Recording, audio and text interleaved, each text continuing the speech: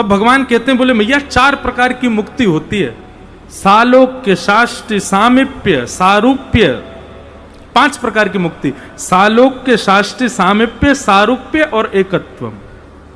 ये 5 प्रकार की मुक्ति होती है। बहुत ध्यान से सुनना, बहुत अच्छा वर्णन है। यदि कोई मुक्ति का उपासक यहां बैठा हो तो वो सुन लेना, और जो ब्रजवासी हैं वो भी सुन ले, फिर बाद में बताऊंगा हमें क्या चाहिए। ब्रजवासी मतलब जो ब्रज को निरंतर ध्यान करते रहे, वो ब्रजवासी। तो सबसे पहले भगवान कह रहे हैं सालोक्य मुक्ति। सालोक्य मुक्ति का मतलब क्या होता है?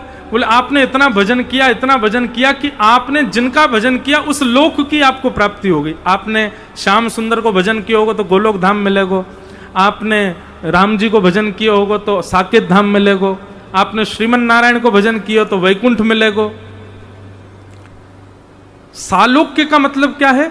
बोले आपको लोक मिल जाएगा, मतलब सोसाइटी तो वही मिलेगी जहां ठाकुर जी रहते हैं। बस इसी बात से प्रसन्न रहोगे, बस 4 गली दूर ही तो है जहां ठाकुर जी सो रहे हैं। प्रतीक्षा करो कब दर्शन होंगे। दर्शन की कोई कंफर्मेशन नहीं है, पर हां ठाकुर जी जहां हैं वहां रहने का अवसर मिल जाएगा। दर्शन के लिए यहां तो बैठे रहो खिड़की पे। रोज सालोक्य मुक्ति मिलने वालों को रोज वो आते हैं बिचौलिया, अगर आज ठाकुर जी का उधर जाने का मन बन रहा है तो सबरे वहां पहुंच गए, बोले आज ठाकुर जी आएंगे तो यहां दिख जाएंगे। अरे नहीं, ठाकुर जी तो बीच रास्ता ही मुड़ गए, अब कहां देखेंगे? बोले अभी अभी ऐसा सुनने में आया है, वो सबरी की कुटिया है ना वैकुंठ में, 4 दिन बाद ठाकुर जी शायद वहां जाने वाले हैं, तो वहां पहुंच गए सबरे डेरा डाल के बैठे, ठाकुर जी यहां आएंगे, वहां भी नहीं आए। सालोक्य मुक्ति से केवल इतना होगा, वो लोक मिल जाएगा जहां ठाकुर जी रहते हैं। दर्शन कब होंगे इसका कोई कंफर्मेशन नहीं। दूसरी मुक्ति कौन सी? शाष्टि। शाष्टि मुक्ति का अर्थ बताया गया कि ठाकुर जी के थोड़े समीप में, मतलब भगवान के कोई महल की सेवा या फिर कुंज की सेवा, उनके सुंदर बगीचान की सेवा, फुलवारी इनकी सेवा, कछु सेवा मिल जाएगी आपको। सेवा करते रहो, प्रतीक्षा करो, कभी तो दर्शन देंगे। मीराबाई कहती है ना, शाम मने चाकर राखो जी, हरि जी माने चाकर राखो जी, चाकर रहसू बाग लगासू, नित उठ दर्शन पासू, वृंदावन की कुंज गलिन में, वृंदावन की कुंज गलिन। मौन मत बैठो नहीं तो दांत टूट जाएंगे, गाओ सबरे।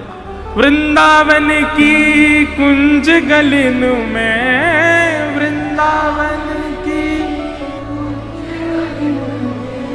हरि की लीला गासूं, हरि की लीला गासूं, श्याम मने चाकर राखो जो, हरि जी माने चाकर। पर मीराबाई तो वृंदावन की चाकरी मांग रही। मुक्ति मिलवे वाली इनको वृंदावन थोड़ी है, उनको तो शाष्टि वैकुंठ में मिलेगी चाकरी। मां करते रहो। तो दूसरी मुक्ति कौन सी? शाष्टि। तीसरी मुक्ति कौन सी? बोले सामीप्य। इस मुक्ति में क्या होगा? बोले ठाकुर जी के थोड़े समीप रहने का अवसर मिलेगा। भगवान को कौन से वस्त्र पहनाने आप डिसाइड करो। ठाकुर जी कहीं जाएंगे तो संग झोला लेके चलो, ठाकुर जी रथ से उतरेंगे तो नीचे भैया टेबल चौकी लेके चलो, ठाकुर जी क्या पाएंगे वहां जाकर के वो व्यवस्थित कर दो। इस प्रकार सामीप्य मुक्ति। और चौथी मुक्ति है सारूप्य मुक्ति। सारूप्य मुक्ति मतलब ठाकुर जी को भजते भजते मुक्ति मिल गई और मुक्ति के बाद ठाकुर जी के ही जैसे आप हो गए, ठाकुर जी जैसा ही आपका रूप हो गया। मतलब कभी ठाकुर जी के दर्शन की इच्छा है तो आप स्वयं कोई प्रतिबिंब में देख करके आनंदित हो जाओगे। ठाकुर जी के स्वरूप में आप निवास कर रहे हो। ये सारूप्य मुक्ति। और पांचवी मुक्ति कौन सी है? बोले सायुज्य, यानी एकत्वम। ठाकुर जी में ही विलीन हो जाना और कोई इच्छा, बस उन्हीं में ही विलीन रहना, ये एकत्वम। ये 5 प्रकार की मुक्ति हैं। सालोक्य, शाष्टि, सामीप्य, सारूप्य और सायुज्य।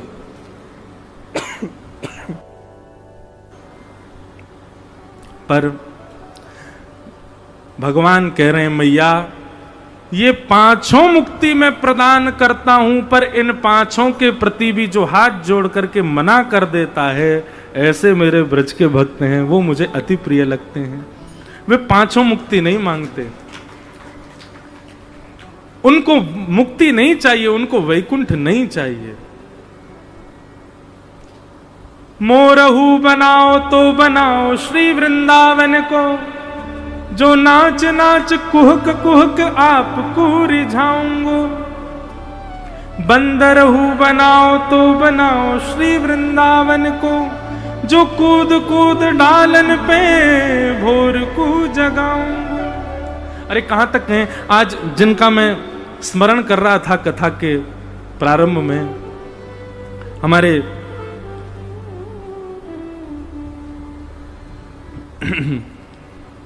हरिदास परंपरा के चौथे आचार्य पूज्य श्री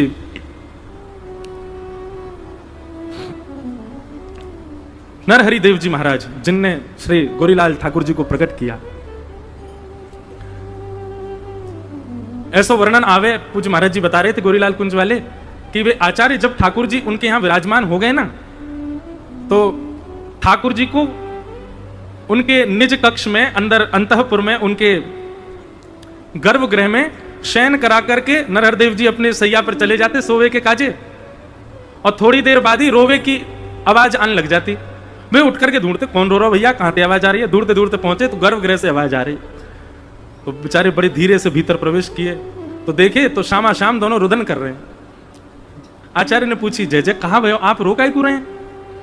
बोले आप हमको अकेलो छोड़ के काहे को चले गए, यहाँ पे हमारा मन ना लग रहा, हमको तो आपके पास ही सोना है, जहां आप सोओगे वहीं सोएंगे हम भी। आचार्य चरण बोले जय जय ऐसे मत करो, आप तो देखो परमात्मा स्वरूप में हो, आप ठीक है मेरे प्रिया प्रियतम हो, पर फिर भी नेक तो मुंह को विचार करना पड़ेगा ना कि आपके लिए नेक अपरस होना चाहिए। बोले ये सब अपरस पपरस बाहर के लोगों के काजे, जिनको चित्त इतना पवित्र उनके काजे अपरस काय को, हम तो आपके पास ही सोएंगे। और पूज्य महाराज जी वर्णन कर रहे हैं, जब वर्णन सुना ना मेरे रोम रोम खड़े हो गए। वे कह रहे हैं कि लाल जी तो पूज्य आचार्य चरण की छाती पे हाथ धर के सो रहे हैं, और श्री जी तो छाती पे हाथ धर के सो रही हैं, और लाल जी अपने दोनों पांव पेट पे धर के सो रहे हैं। आचार्य चरण ऐसे सोते रात में। एक दिन आचार्य चरण ने निवेदन किया, बोले कि हे लालजू, हे लाडलीजू, कोई देख लेगो तो अटपटो लगेगो, आपको भाव मेरो प्रेम ये बात अवस्था अलग है, पर यदि कोई और देखेगो तो फिर संशय करेगो, बात बनावेगो, या हमारे आप तो भीतर सेज पे ही विराजे करो। ठाकुर जी बोले एक काम ऐसा क्या, बोले कहा, बोले सोएंगे तो हम आपके पास ही, और जब दर्शनार्थी के आवे को समय होगा, मंगला को समय होगा, तब हम गर्भगृह में चले जाए करेंगे। तो रात्रि शयन तो ठाकुर जी को गर्भगृह में ही होता, वहां के बाद अपने आप शामा शाम किवाड़ खोल के आ जाते और आकर के आचार्य चरण के पास ही सोते। ऐसी लीला ठाकुर जी कर रहे हैं। ये सब लीलाएं प्रकट किससे होती हैं? ये प्रेम से प्रकट हो रही हैं, और उसी प्रेम का आपने वर्णन नहीं किया वेदव्यास जी, इसलिए आपका चित्त अशांत हो रहा है। इसलिए मेरी आपसे प्रार्थना है कि अब आप जिस ग्रंथ की रचना करो, उस ग्रंथ में ठाकुर जी के प्रेम को प्रस्तुत करो, क्योंकि कृष्ण प्रेम में रहने वाले लोगों को धर्म अर्थ काम मोक्ष की कामना नहीं है, वो तो केवल और केवल प्रेम चाहते हैं ठाकुर जी से। इसलिए अब आप ऐसी रचना करो जिससे प्रेम प्रकट हो। तब वेदव्यास जी महाराज ने कहा कि मुझे कुछ संकेत कीजिए। बोले समाधि नानुस्मर तद्विचेष्टितम, समाधि लगाओ, ध्यान लगाओ, समाधि से तुम्हारा कल्याण होगा। और तब नारद जी ने अपने पूर्व जन्म की कथा बताई। नारद जी बोले पूर्व जन्म में मैं एक दासी पुत्र था, मेरी मां घर घर जाके कार्य करती थी, एक संत के यहां जाकर के कुछ कार्य कर रही थी। तभी उन संत ने बताया कि चातुर्मास आने वाला, बहुत सारे संत हमारे गांव में आए, और उनकी सेवा में मां ने मुझे भी रखा। 4 महीने तक खूब सत्संग सुना, संतों की सेवा की। 4 महीने बाद जब संत जाने लगे तो मुझे बड़ी पीड़ा हुई, मैं उन संतों के साथ जाने लगा, पर मां के कारण संतों ने मुझको स्वीकार नहीं किया। बोले नहीं, पहले मां की सेवा करो। मैंने कहा संतों से कि मैं क्या करूं जिससे मेरी स्मृति आपके प्रति बनी रहे। तब उन सब संतों ने मुझे 12 मंत्र प्रदान किया। ओम नमो भगवते वासुदेव, नमो भगवते तुभ्यं वासुदेवाय धीमहि, प्रद्युम्नाय निरुद्धाय नमः संकर्षणाय च, बंधुओं, ये भगवान का फोन नंबर है, ये बात निश्चित मान लो। ये गुरु मंत्र में गुरु जो कान में मंत्र देता है ना, सबको नहीं बताना चाहिए। अरे अपने प्रेमी का नंबर सबको थोड़ी देते हैं हम, अपने पास ही रहता है। तो ये गुरु मंत्र जो है और ये ठाकुर जी के द्वारा एवं आचार्यों के द्वारा बताए गए प्रदत्त किए गए जो भाव हैं, ये भगवत प्राप्ति के मंत्र हैं, भगवत प्राप्ति के आज की भाषा में के फोन नंबर हैं। ओम नमो भगवते वासुदेवाय। श्यामा प्यारी कुंज बिहारी, जय जय श्री हरिदास दुलारी। जय जय श्यामा, जय जय श्याम, जय जय श्री वृंदावन धाम। जय जय राधा वल्लभ हित हरिवंश, जय जय श्री वृंदावन श्री वनचंद। ये सब सामान्य कीर्तन नहीं है, सामान्य शब्द नहीं है, ये सब भगवत प्राप्ति के साधन है। श्रीमद् भागवत में 12 अक्षर मंत्र बताया गया। नारद जी महाराज बोले, मैंने इस मंत्र का खूब जाप किया और इतना जाप किया, एक दिन मेरी मां की मृत्यु हो गई। मां की मृत्यु के पश्चात मैंने वन में जाकर के खूब भजन किया और भजन करने के पश्चात भगवान मेरे चित्त में प्रकट होकर मुझे दर्शन दिए और दर्शन देने के बाद ठाकुर जी ने आज्ञा की, अविपक्व कषायानाम दुर्दर्शो हमको योगिनाम। एक क्षण के लिए चित्त में ठाकुर जी आए और चित्त में आकर के ठाकुर जी ने संकेत किया कि अभी तुम परिपक्व नहीं हुए हो। एक प्रकार से हम नाम जप करते हैं, हम गुरु के द्वारा बताए गए सारे साधन करते हैं और उसके उपरांत कभी स्वप्न में या कभी चिंतन में ठाकुर जी थोड़ी देर के लिए दिख जाते हैं। उसका मतलब क्या है? ठाकुर जी कहना चाह रहे हैं कि मैं तुमसे मिलने के लिए तैयार हूं, इसलिए ठाकुर जी स्वप्न में आए हैं, इसीलिए ठाकुर जी अपना सांकेतिक रूप से दर्शन करा रहे हैं।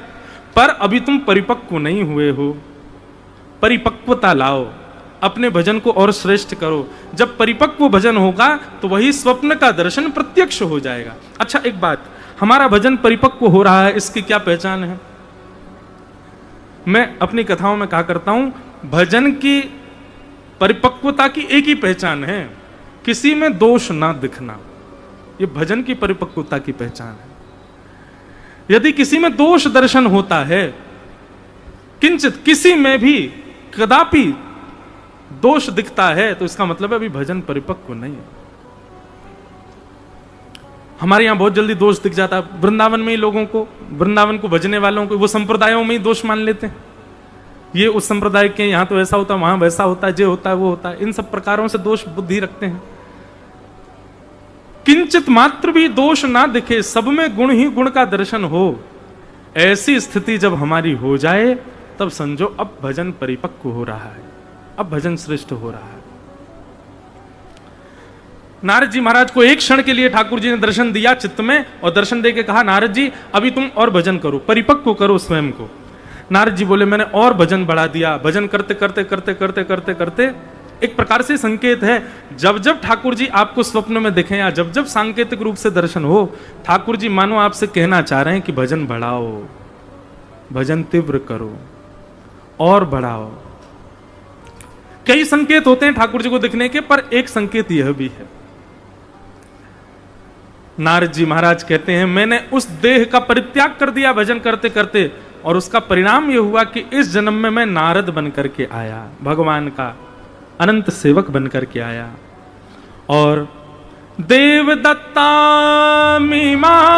वीणां स्वर ब्रह्म विभूषितां मूर्छयित्वा हरिकथां गायमानश्चराम्यहम्।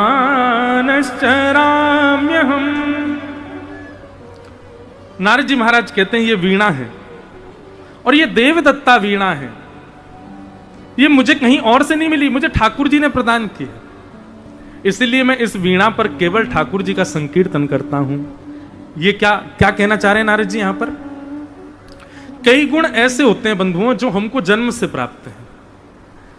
एक तो होता है कि हमने परिश्रम करके, मेहनत करके, प्रारब्ध से गुण प्राप्त किया, पर एक होता है कि जन्म से ही एक लक्षण ठाकुर जी ने पहले से ही दे रखा है हमको, एक गुण हमारे पास है। गुण किसको कहते हैं? जिससे कोई रीझता हो उसको गुण कहते हैं। ठाकुर जी ने हमको गुण प्रदान कर रखा है, तो वह गुण ठाकुर जी की सेवा के लिए ही होना चाहिए, उससे संसार के रंजन की भावना चित्त में नहीं होनी चाहिए। जैसे कई माताएं ऐसी होती हैं, उनके हाथ में ही स्वाद होता है, कैसी भी सब्जी दे दो वो हाथ मार लगा दें रसोई में ले जाके, बस उसको रख भर दें, थोड़ा कुछ भी कहीं से भी कुछ भी डाल देती हैं उठा के, वो बढ़िया ही बनती है।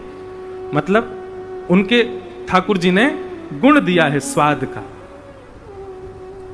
कई घर में लोग होते हैं ना ऐसे, आपके तो पता नहीं है, हमारी माता जी आज बैठी हैं यहाँ पे, मैया बहुत कम बनाती पर जब बनाती ऐसे उठा के डाल देती कुछ भी, वो ऐसा बनता है बढ़िया। कैसे? ये गुण ठाकुर जी ने किसी किसी को दिया होता है। ऐसे ही किसी को ठाकुर जी ने बिना संगीत जाने ही कंठ दे रखा है, उसको संगीत नहीं आता लेकिन उसको गाना आता है, और वो जब गाता है तो बड़े बड़े संगीतज्ञ सुनते हैं। ऐसे कई लोग होते हैं। कई लोग होते हैं उन्होंने सीखा नहीं पर उनको नृत्य करना आता है। इसका मतलब क्या है? ठाकुर जी ने जन्म से किसी गुण से युक्त करके आपको भेजा है, तो इसका मतलब वह गुण आपको इसलिए दिया गया है कि उस गुण से तुम उन्हीं को रिझाओ, उस गुण से ठाकुर जी को ही रिझाओ।